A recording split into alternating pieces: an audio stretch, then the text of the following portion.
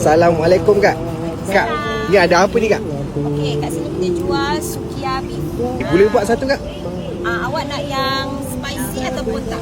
Yang Ya, original? spicy ya Kak. Yang spicy. So yang spicy ni kita ada letak garing, okey? Oh, dia bawa gali kuat lah. Ya. Oh, Tapi tak rasa garing, jangan risau. okey. Kat sini satu set berapa Kak? Okey, macam ni set kecil Yang macam ni set kecil harga RM30. RM30. RM30 sebab kita pakai tenderloin beef. Tenderloin beef. Okey, betul ni makan dengan apa Kak? Okey, kita makan dengan sos sukiya. Sos sukiya ni akak dah siap letak chili oil. Oh, dengan cili oil dah siap-siap. Dah siap dah. Okey. Oh, ni sos sukiya. Ya, kita bagi dua sos. Ada sos sukiya dengan sos yang pedas ni. Yang ini kalau korang nak makan kurang pedas lagi, baru korang letak. Wah, okey. Sebab dia memang double pedas. Okey, boleh.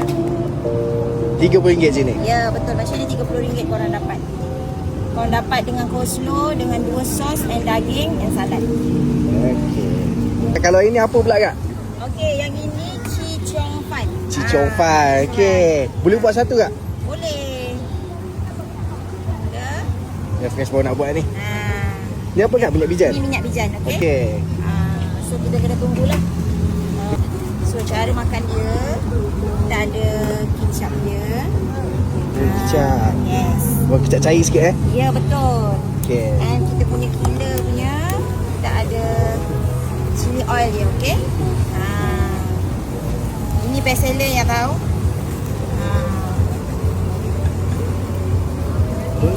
Oh. Kau pedas tak? Boleh Kak pedas sikit Kak. Alright. Barulah ngam. Okey. Kali saya berapa ringgit Kak? Macam ni RM15, korang akan dapat 12 ekor udang yang besar-besar bas. 12 ekor udang. Ya. Okey, tu RM12. Okey. Sini dekat tebing kita weekday memang every week ada, Isnin hingga Rabu. Tapi kalau weekend kita biasa rotate lah. Minggu ni ada, minggu depan tak ada. Tapi kalau ada kosong kita akan ada lah dekat-dekatnya tebing Dato' Hong. Apa-apa korang boleh WhatsApp. Takut datang-datang tak ada. Okey Kak. Alright. Okey, terima kasih. Assalamualaikum.